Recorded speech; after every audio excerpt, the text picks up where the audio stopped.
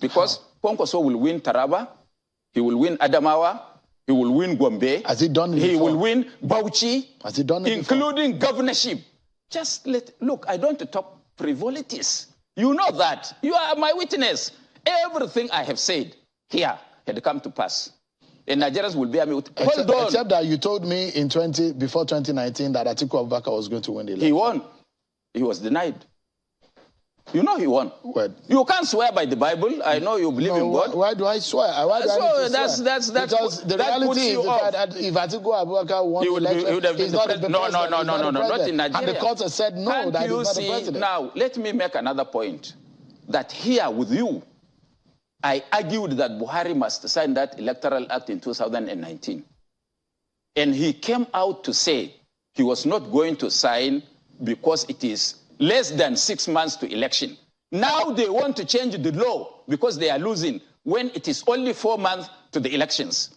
So there is nothing I say. In fact, let me tell you that if you see any reorganization of any of the security systems in this country, be assured that there is something up the sleeves of those who would advise the president to do that. And they have already made that arrangement. They want to go and convince the president to do that in order to help them win election.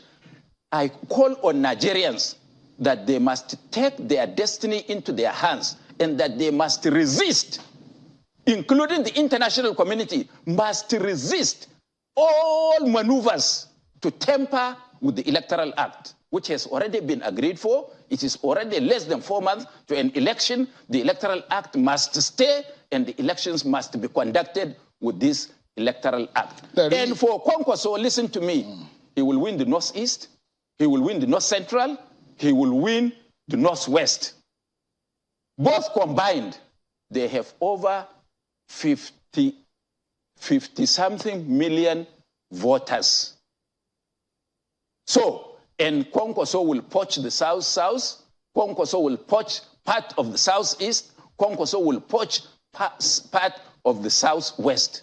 I assure you that all Nigerians who desire freedom, who desire development, who desire progress, who desire their children to go to school, who desire health services, have no other person to vote for except Senator Rabiu Musa Kwankwaso, FNCE, PhD. Alhaji Buba Galadima, I'd like to ask you, because I know politics is science, except if you are speaking as a spiritualist, maybe you are conjuring some political powers from somewhere I don't know, or maybe it's a permutation and you're speaking in prophecy, or you are trying to, by faith, speak some figures to life. You've not spoken to how your candidate Kwankwaso is going to get all of these votes that you've talked about. Why should Nigerians vote Kwankwaso? What does Kwankwaso bring to the table? Why is Kwankwaso better than the other candidates on the ballot? Thank you very much, Sheon. I would rather clap for you for asking this question. First, is there any candidate in this election that is half educated as Kwankwaso? Half, not full. PhD in engineering. Which of them? Is there any candidate that has touched the lives of ordinary Nigerian as Kwankwaso did? Is there any candidate that practically, verifiably, touchable, that had a performance while in public office as Kwankwaso has done? Is there any candidate whose word is his bond among all as Kwankwaso? Is there any candidate of all of them that is as healthy, as intelligent, and had a wide experience, legislative, diplomatic, and executive as Kwankwaso? Is there any? That puts him miles and miles ahead of all of them. But why are the polls not in his favor? Have you seen the polls? It's okay. Let's assume the polls are correct. So I sit down here, I conducted my poll, and I'm saying that Kwankwaso is the winner. Does that make it a reality? But that's not how polls work. How do they work? They go to the field, scientific if I just sit down, research. By who? By those who are professional in carrying out the polls. Please forget about them. Contrived polls. There was somebody, one of the leading presidential candidates, hired a consultant from France to give him an honest position as to who is likely to win this election. And the polls or the consultant told them that the man that will win this election, unless something else happens, is Senator Rabiu Musa Kwankwaso.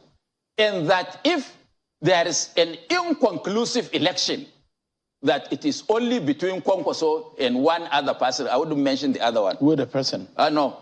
You go do your research. Shebi, you said you do polls. No, I don't do polls. I'm saying... Ask those who do the polls tell you the truth. They know the truth. That is why every candidate... Look, one of the candidates gathered all the clergy in northern Nigeria and asked them to persuade Kwankwaso to step down for him. Who is the One of the candidates Who is the candidate? Gathered all the traditional rulers in northern Nigeria to ask them to ask Kwankwaso to step down for him. One of the candidates went to all prominent people from northern Nigeria and asked them to persuade Kwankwaso to step down for him.